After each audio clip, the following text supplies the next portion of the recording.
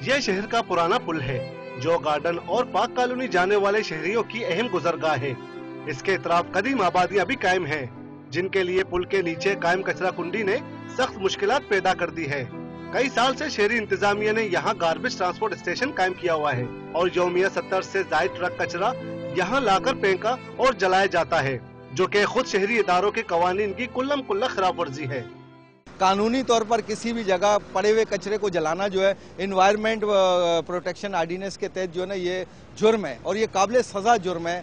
और इसके अलावा जो है कराची की इंतज़ामिया ने कचरा जलाने पर दफ़ा 144 भी नाफिज की हुई है, लेकिन ये उसकी खुल्लम खुल्ला खिलाफ वर्जी है। कचरे की बदबू और फिर इसे जलाने से उठने वाला धुआं इतराफ के मकीनों के लिए सख्त मुश्किलात पैदा कर रहा है। कचरा फेंकते हैं, दूसरा आग लगाते हैं, जिसकी वजह से बदबू फैलती है और नहायत ही नाखुशगवार यहाँ के लोग माहौल के हिसाब से एक मच्छर पैदा होता है, मलेरिया उससे होता है। हमारे बच्चों के लिए बहुत नुकसानदायक चीज़ है, ये धुआं बहुत सी बीमारियों का बायस बन रहा है। शहरी हुकूमत ने कचरा जलाने पर पाबंदी आयद की हुई है, मगर यहाँ खुद इसके एहलकार इस पाबंदी के खिलाफ वर्जी करते नजर आते हैं। यहाँ कचरा डंप करने के बाइस पुल के नीचे से गुजरने वाली नदी भी बंद होती जा रही है।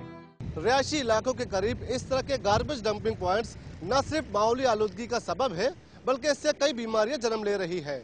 इस पर शहरी इदारों को फौरी तवज्जो देने की जरूरत है।